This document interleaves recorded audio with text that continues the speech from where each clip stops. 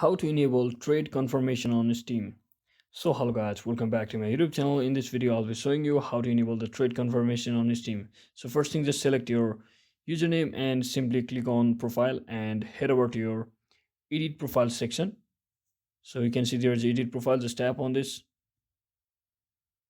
So after you select that, simply head over to privacy settings and make sure you have selected this inventory option as public, and also make sure that you have unchecked the following options. And once you do all of that, simply come back to your inventory option, simply select inventory, and now just select trade offers from over here and simply select new trade offers. And under the right section you can see the option called who can send me track trade offers. Just tap on this and just copy this link from over here and send it to the person to whom you want to trade with. So once you select that person from over here, you shall be seen as some interface just like this.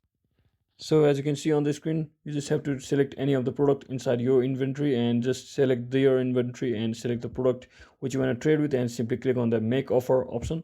And now simply head back to the inventory option once again, and here you should be seeing some options regarding your trade.